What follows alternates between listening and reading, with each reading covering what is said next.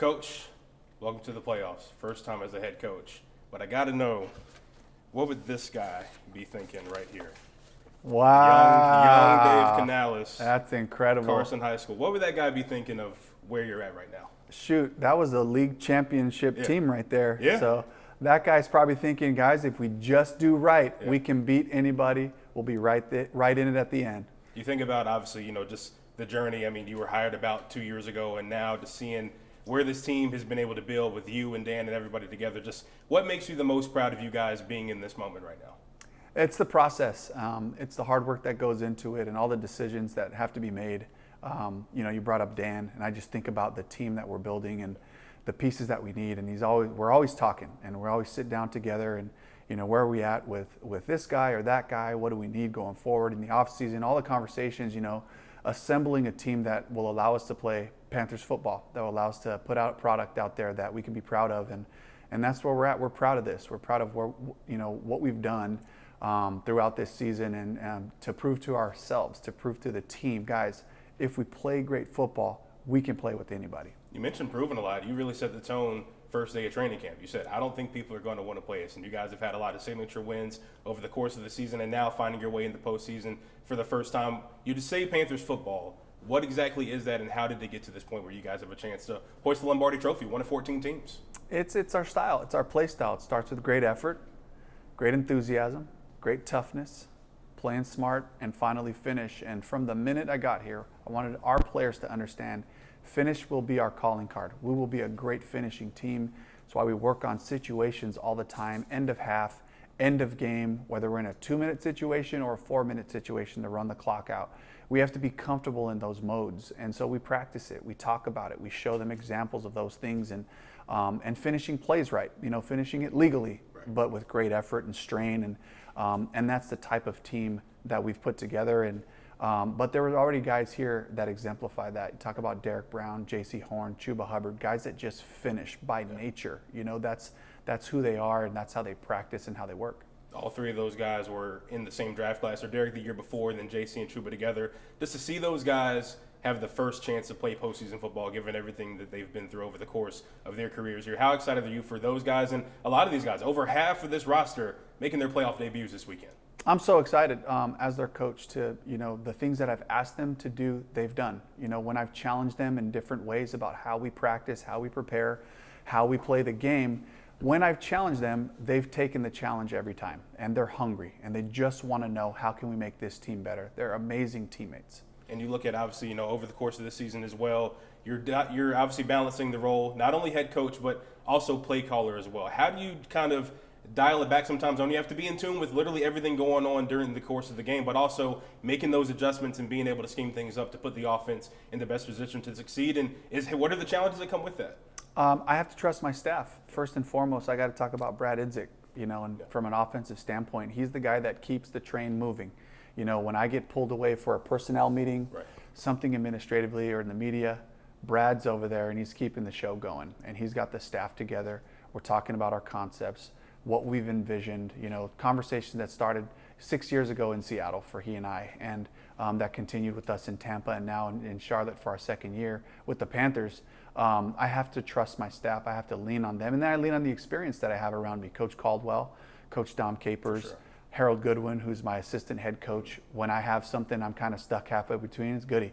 What do you think, this or that? And I, of course, just trusting Ajero, to run that defense. And, this past year I've had a chance to sit down with them a lot more. The first year, really hands-on with everything that was happening from an offensive standpoint. But this year I've been able to sit with the defensive staff, and I'm just amazed at the consistency, the detail, the passion that Ajero coaches with, and I can't talk about my coordinators without talking about Tracy Smith, a guy that I've known for a long time, for 15 or 16 years. And he has just such a great perspective about where we are as a group, and some of those high-level conversations about, which players to keep coming out of training camp, and through the games, through the seasons, critical decisions, and George Lee, my game clock management director, he's in the box. He's helping me as I'm calling plays to be aware of what to think about on the next thing. Are we using timeouts here? Are we going? So a lot of guys that I really trust. And obviously you have the trust in the staff, but also your quarterback as well. How would you describe, just the relationship between you and Bryce and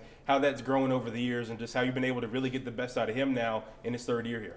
Yeah, just continue to challenge him to take leadership and make this team go, and there's no more important position outside of the coaching staff than the quarterback for setting the tone of who we are. He's been so consistent with that part of it, pushing our offense forward, pushing our processes forward, bringing together a new group of talent throughout this season and really pouring into our young receivers. If you can imagine, Bryce is the elderly statesman of the group. You got a rookie wide receiver and you got 2 second-year receivers in Jalen Coker and Xavier Leggett, who really didn't play the full season last year.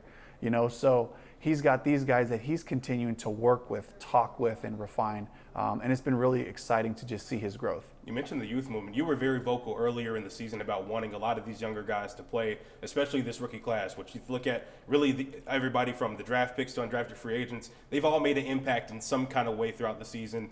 How's it been to seeing all those guys mature and now have this big opportunity in their first years in the NFL? It's a principle I learned from Pete Carroll back at USC. I was there with him for a year, but he had already 9 years before I got there, and he always believed in playing the freshmen. We got to Seattle. He always believed in playing the rookies because he understood every mistake that a rookie makes is an investment in our future. Sure. It gives us an ability to coach them through things, to refine them, because when you get this late into the season, they're fresh. Yeah. They had a lot of bounce in their legs. They're running around doing crazy stuff, catching one-handed balls, doing backflips in between plays. It's like there's such a vibrance to the youth movement of any team that I think it really helps you if you give them exposure early on. They will frustrate you. Yeah. They will piss you off early on with some of the bonehead mistakes that they make, but it's a part of the growth process, and it's an investment for right now. Yeah. When we get to this mode, so we can finish the season and we can get into the postseason and have these guys ready to contribute. And you got a lot of belief in these guys too. I mean, you guys led the NFL in the regular season, most fourth down conversions, top 5 in fourth down conversion rate. The last time that you played your opponent this weekend, 2 touchdown passes on fourth down. How did you develop that aggressive style, and what does that say to the players that you have that confidence in them to count on them in those high-stakes moments? It comes from a lot of conversations between George Lee and I, and just making sure that we're on the same page with who the opponent is, and being able to be a little more risk tolerant when this is a team that puts up 25, 28 points a game.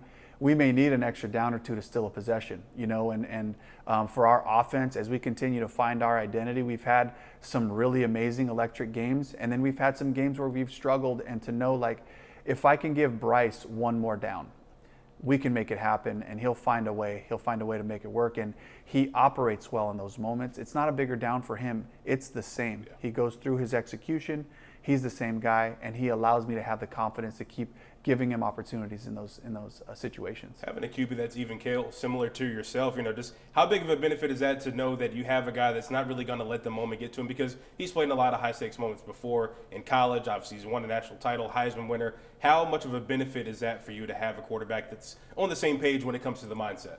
It's amazing, and it's his depth of character, it's his faith. We share the same faith, and so part of our belief, and then also we're guys who, nobody would think that you would get to this point, and Bryce, for his entire career, Gatorade Player of the Year in high school, Heisman Trophy winner in college, you come to the pros, and there's this learning curve, but it's a belief in who you are. It's a belief from where I came from. You show the picture.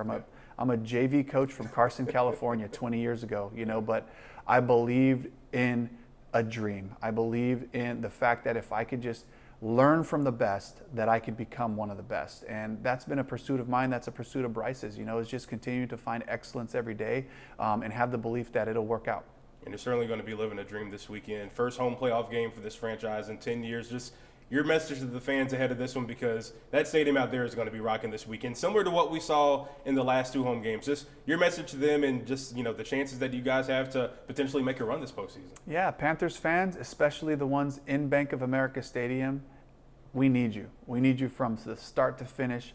It's going to be an electric environment. We're counting on it. It's an advantage for the Panthers, for everyone to show up and give that energy, but also for everybody at home. Yeah. Because I know people are going to be, wearing their lucky hats, and they're going to be, all doing all their different routines. and all that stuff matters. We need all the juice we can get for this one. Yeah, going to be a fun weekend for sure. Dave, thanks so much for your time. All right, thank you.